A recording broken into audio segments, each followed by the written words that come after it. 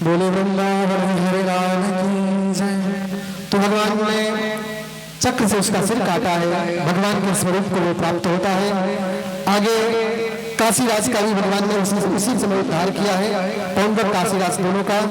आगे काशीराज के पुत्र सुदक्षिण ने अविचार प्रयोग करके द्वारिका को नष्ट करने का प्रयास किया। भगवान ने दिव्य सुदर्शन चक्र चलाया और सुदर्शन चक्र ने दिव्य संपूर्ण काशी को भस्म किया है। बाद में भोलेनाथ ने त्रिशूल पर अपने पुरी का निर्माण किया जो नित्य है। इस प्रकार से एक बार नारद जी ने सोचा कि भगवान 16,108 रानियों के मध्य में कैसे रहते हैं, ये उनके मन में जिज्ञासा जगी। तो भगवान के अलग अलग महल में नारद जी महाराज जाते हैं। कहीं नारद जी ने भगवान को अपनी पत्नी रुक्मिणी तथा उद्धव जी के साथ 64 घंटे देखा। कहीं नारद जी ने देखा कि भगवान मंत्रियों से मंत्रणा कर रहे हैं, तो कहीं भगवान पुराणों की कथा श्रवण कर रहे हैं, कहीं भगवान संध्योपासना, तो कहीं भगवान गायत्री का जप कर रहे हैं। कहीं पर नारद जी ने भगवान को शोर में देखा। और जितनी बार नारद जी जाते हैं अलग अलग महल में, तो भगवान उतनी बार ऐसा मिलते हैं जैसे पहली बार मिल रहे हैं। नारद जी की खोपड़ी चकरा गई, बोले प्रभु क्षमा करिए। भगवान बोले कोई बात नहीं। इस प्रकार से उनकी दिनचर्या का नारद जी महाराज दर्शन करते हैं। भगवान की दिनचर्या का वर्णन होता है। भगवान नित्य ब्रह्म मुहूर्त में जागते हैं और जागने के बाद भगवान सर्वप्रथम अपने स्वरूप का ध्यान करते हैं। स्नान अग्निहोत्र आदि करके भगवान सर्वप्रथम अपने माता पिता को प्रणाम करते हैं। उसके बाद भगवान सुधर्मा सभा में जाते हैं। सुधर्मा सभा की विशेषता ये है कि चाहे जितने लोग आ जाएं, एक सीट हमेशा खाली रहती थी, ये उसकी विशेषता थी। तो एक दिन भगवान सुधर्मा सभा में बैठे थे। उसी समय महाराज 20,800 राजाओं के दूत आते हैं, जिनको जरासंध ने अपने कैद में बंद किया हुआ था। उनके दूत आते हैं, कहते महाराज राजाओं को मुक्त कराइए, ये प्रार्थना करते हैं। उसी समय देवर्षि नारद आते हैं पांडवों के राष्ट्रीय यज्ञ का निमंत्रण लेकर। भगवान ने उद्धव जी महाराज से परामर्श लिया, क्योंकि उद्धव जी महाराज उनके महामंत्री हैं। तो भगवान ने पद दिया है तो भगवान निभाते भी हैं, नहीं तो कुछ लोग पद देते हैं केवल नाम भरने के लिए। उद्धव जी महाराज ने कहा कि महाराज जब राष्ट्रीय यज्ञ होगा उस क्रम में राजाओं को जीतने का क्रम चलेगा ही। उस क्रम में राजाओं को मुक्त करा दिया जाएगा, जरासंध को मुक्त कर दिया जाएगा। इसलिए पहले पांडवों के यहाँ जाना चाहिए। भगवान परामर्श लेकर के बहुत सारी भेंट की सामग्री लेकर के जाते हैं और महाराज सुंदर पांडवों ने भगवान का स्वागत किया। युधिष्ठिर जी महाराज बोले कि प्रभु और तो सब काम हो गया, लेकिन एक काम नहीं हो पाया। क्या? बोले जरासंध को कोई जीत नहीं सका। भगवान बोले चिंता ना करिए, जो काम किसी से नहीं होगा वो मैं करूंगा। भगवान बोले दोनों भाइयों को भेज दो। भगवान भीम और अर्जुन को साथ लेकर के प्रवेश बनाकर जाते हैं। लेकिन किस समय जाते हैं? जब जरासंध रोज भगवान शिव का अभिषेक करता था और ब्राह्मणों की प्रसन्नता के लिए दान करता था। देखिए मैं निवेदन करूं, शक्ति जहां भी है वो साधना से है। रावण को मिली हो, कुंभकर्ण को मिली हो, बड़े बड़े भक्तों को मिली हो, शक्ति बिना साधना के नहीं मिलती। तो जरासंध भले ही राक्षस है, लेकिन जरासंध का रोज नियम था, वो रोज भगवान शिव का अभिषेक करता था और उस समय ब्राह्मणों की प्रसन्नता के लिए ब्राह्मणों को दान करता था, शिव जी की प्रसन्नता के लिए। और उस समय कोई भी याचक जो भी मांग ले उसको मना नहीं करता था। तो वह ये बात भगवान श्री कृष्ण को पता है, इसलिए भगवान ब्राह्मण का वेश बना करके त्रिपुंड लगा करके वो चौड़े किनारे की धोती, वो रुद्राक्ष की माला, ऐसे लग रहे हैं जैसे काशी के वैदिक ब्राह्मण आए हों। जैसे ही भगवान जाते हैं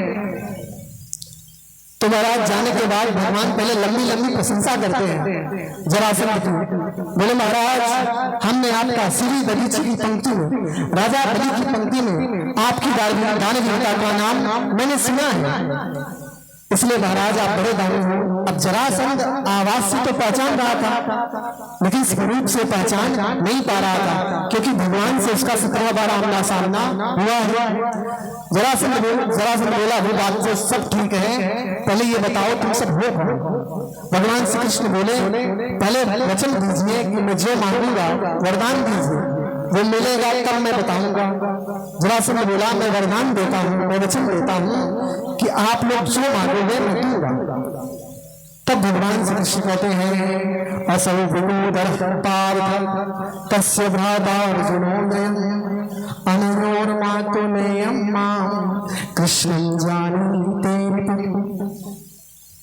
भगवान कहते हैं ये भीमसेन है और दूसरे उनके भाई अर्जुन हैं, और मुझे तो आप जानते ही हैं, मैं आपका पुराना दुश्मन श्री कृष्ण हूं।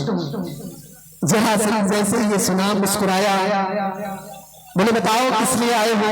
बोले युद्धम में देव राजेंद्र, हमें द्वंद्व युद्ध की भिक्षा चाहिए, हमें आपसे लड़ना है। जरासंध मुस्कुराया, बोला अरे श्री कृष्ण तुमसे तो मैं किसी भी स्थिति में नहीं लड़ूंगा। क्यों? क्योंकि तुम हो भगोड़े, मैं पता चला युद्ध की सारी तैयारी करो और तुम भाग जाओ, तुम युद्ध के लायक नहीं हो। अच्छा, इसीलिए भगवान ने पहले वरदान मांगा था कि वचन ले लूंगा तब ये लड़ेगा, लेकिन जरासंध ने उसके बाद भी मना कर दिया। जरासंध बोला अर्जुन को 2 हड्डी का है, वो क्या लड़ेगा?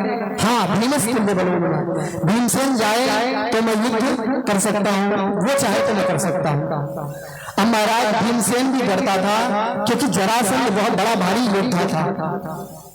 भीमसेन ने मनी में सोचा लगता है राजसूय कि हम ही से प्रारंभ होगा हमारा वध करके। भगवान श्री कृष्ण बोले चिंता ना करो, स्वीकार कर लो, हम लोग हैं आपकी मदद करेंगे। भीमसेन बोला अरे आप लोग तो देखोगे, लड़ूंगा तो पिटूंगा मैं। भगवान बोले नहीं, स्वीकार कर लो, हम मदद करेंगे। अब महाराज स्वीकार कर लिया। अब महाराज देखिए एक विलक्षण बात यह है कि जरासंध ने ही एक गदा दी है भीमसेन को, क्योंकि वो तो गदा लेके नहीं गए थे भीमसेन, वो तो ब्राह्मण का वेश बना के गए थे। इस प्रसंग पर हमारे गुरुदेव एक भाव देते हैं कि भैया देखिए अगर आजकल का कोई दुश्मन होता तो वो गदा ही कमजोर दे देता, जिससे गदा टूट जाए और भीमसेन मारा जाए। और दूसरी बात, एक ही महल में शहर होता है और एक ही महल में एक साथ भोजन होता है। आज का कोई दुश्मन होता तो सोचता लड़ने की जरूरत क्या है, अरे खाना में ही कुछ मिला दो अपने आप गोविंद भाई नमो। तो कलयुग त्रेता द्वापर के जो दुष्ट हुए उनकी एक विशेषता थी, उनका एक सिद्धांत था, क्या वो बाहर से भी दुष्ट थे और भीतर से भी दुष्ट थे। और कलयुग के दुष्टों की ज्यादा निंदा क्यों है? शक्तिशाली है ऐसा नहीं, बदमाश ज्यादा है। भैया कलयुग के जो दुष्ट हैं वो भीतर से तो दुष्ट हैं, लेकिन बाहर से कई बार वो सज्जन दिखाई देते हैं, इसलिए उनको पहचानना बड़ा मुश्किल है। तो इस प्रकार से महाराज तो भयंकर द्वंद्व युद्ध हुआ। भीम 27 दिन तक लगातार चलता है महाराज, और इतना मारा जरासंध ने कि भीमसेन की नशनश ढीली हो गई। भीमसेन बोला, भगवान श्री कृष्ण से बोला मैं तो आज ही भाग जाऊंगा। अरे बड़ा भयंकर योद्धा है जरासंध और मेरे बस की बात नहीं है इससे जीत पाना, इसलिए प्रभु मैं तो भाग जाऊंगा। भगवान श्री कृष्ण बोले एक दिन और ठहर जा मेरे कहने से। जरा भीमसेन बोला जब 27 दिन तक कुछ नहीं हुआ तो एक दिन में क्या होगा? भगवान बोले जब हारने लगना तब मेरी ओर देखना, यही संकेत है भक्त के लिए। जब जीवन में हारने लग जाओ तो किसकी ओर देखो? बोले भगवान की ओर। भगवान की ओर देखो, भगवान से प्रार्थना करो तो निश्चित रूप से संकेत मिलेगा, रास्ता मिलेगा। भक्त के लिए और कोई रास्ता नहीं है भगवान को छोड़कर। तो महाराज जैसे ही 27वें दिन का युद्ध प्रारंभ हुआ है, जरासंध ने ये ऐसी गदा मारी कि भीमसेन को लगा कि अब मेरा प्राण गया। देखा भगवान की ओर, क्या कोई उपाय है? भगवान ने तिनके के 2 भागों में चीर दिया। भीमसेन समझ गए जो जरासंध है जरासंध भीम से बीच से कमजोर है, ये बात भीमसेन समझ गए। क्योंकि जरा नाम की राक्षसी थी, उसी ने जरासंध को जोड़ के जीवित किया था। इसका जन्म 2 भागों में हुआ था। जरा के द्वारा संधि हुई थी, इसलिए इसका नाम पड़ा जरासंध। अब महाराज तिनके को चीरा, उसी प्रकार से उन्होंने चीर के फेंक दिया, लेकिन जरासंध गदा लेके फिर से तैयार है। तब भगवान ने तिनके को विपरीत दिशाओं में चीरा और उसी प्रकार समझकर भीमसेन ने चीरा तो दोबारा ये जीवित नहीं हो सका। और इस प्रकार से जरासंध का जो पुत्र सहदेव है, अच्छा देखिए, भगवान ने जरासंध का वध किया, लेकिन उसकी संपत्ति से भगवान हाथ नहीं लगाए, उसके पुत्र को ही राजा बना दिया। अब इधर महाराज जरासंध मारा गया, राष्ट्रीय यज्ञ सुंदर प्रारंभ होता है। अच्छा, इस बात पर एक बात और, इस पूरे प्रकरण पर पूज्य अखंडानंद सरस्वती भाव देते हैं, ध्यान से श्रवण करिएगा। जरासंध 27 दिन तक अपनी शक्ति से लड़ा, क्षमा करिएगा, भीमसेन 27 दिन तक अपनी शक्ति से लड़ा तो विजय नहीं मिली, लेकिन 28वें दिन अपनी शक्ति के साथ भगवान की शक्ति को मिला लिया तो विजय मिल गई एक दिन।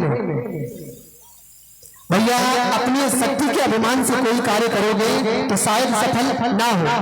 अपनी शक्ति के साथ श्री कृष्ण की शक्ति को लेकर के चलोगे, उनसे प्रार्थना करके निवेदन करके चलोगे तो कार्य सिद्धि में संशय नहीं होगा। ये सूत्र है, ये कथाएं सूत्र प्रदान करती हैं, जीवन जीने का तरीका हमें प्रदान करती है। तो इस प्रकार से महाराज बड़ा ही सुंदर प्रारंभ तो बड़ा सुंदर राजसूय यज्ञ प्रारंभ हुआ। अब बात आई प्रथम पूजन किसका हो, तो महाराज बड़ी समस्या, जहां एक महापुरुष बैठे हो तब तो कोई भी कहे कि भैया ये सर्वश्रेष्ठ है।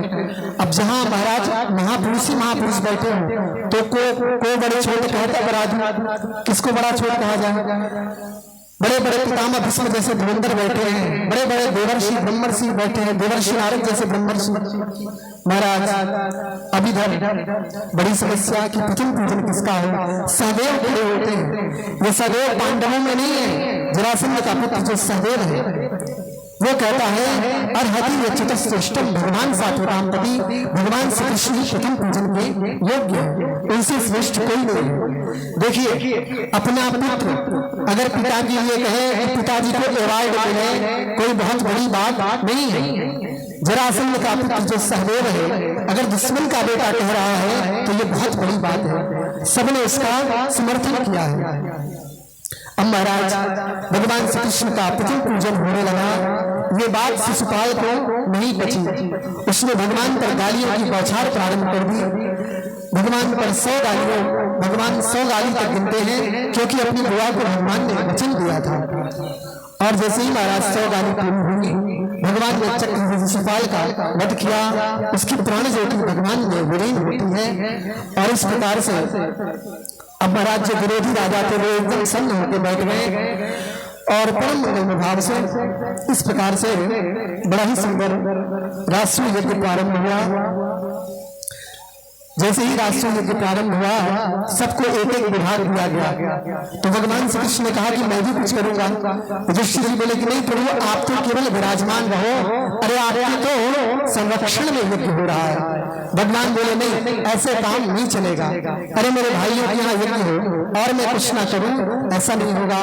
तो भगवान श्री कृष्ण ने कहा तुम्हारे यहाँ जितने अतिथि आएंगे उनके चरण धोने की सेवा मैं स्वयं करूंगा। भगवान श्री कृष्ण चरण धोने का कार्य, अनेक लोगों ने अनेक विभाग लिया। भीमसेन को खाने का विभाग दिया गया, क्यों? क्योंकि भैया जो खूब खाता है वो लोगों को खिलाएगा भी खूब। पर भगवान श्री कृष्ण चरण धोने की सेवा, जीव गोस्वामी इसमें भाव देते हैं कि ठीक है भगवान संतों के चरण प्रक्षालन करे, वहां तक तो ठीक है, पर दुर्योधन के पर राजसूय यज्ञ में तो दुर्योधन भी आया था, दुशासन भी आया था, उसके भी चरण भगवान ने प्रक्षालित हुए। ऐसा भगवान ने क्यों किया? बोले ये है भगवान का अपने भक्तों के प्रति प्रेम। देखिए संसार में कोई काम छोटा बड़ा नहीं होता, उद्देश्य छोटा बड़ा होता है, काम छोटा बड़ा नहीं होता। हम किस उद्देश्य से कर रहे हैं वो बहुत बड़ी बात है। इस प्रकार से महाराज सुंदर भगवान ने चरण प्रक्षालन अपने भक्तों के लिए किया। उन समस्त भावों को हम प्रणाम करते हैं। कल की कथा, कल परीक्षित का मोक्ष भी है, सुदामा चरित्र है, तो आप सब प्रेम से आइएगा 6 बजे से, जितना संभव होगा आगे की कथाओं में प्रवेश करेंगे। बोले वृंदावन बिहारी लाल की जय, सुखदेव जी महाराज की जय, परीक्षित जी महाराज की जय। ओम हवे हवे प्रजनन अस्तु वशमेव सर्वगुण स्वस्थने आत्मसने प्रजाशं प्रशोषणे लोकसंग वयसने अग्नि प्रजा बहुलां मे करोत्वं भयोरेनो अस्मासु दत्त। ओम यानि कानि च पापानि सर्वाणि कर्माणि च तानि सर्वाणि नश्यन्ति प्रदक्षिणपदे पदे। श्री राम श्री राम श्री राम श्री राम। आइए एक बार जयकारा लगाएंगे जोर से, बोलिए श्री राजा रामचंद्र की, और जयकारा जोर से बोलिए माता।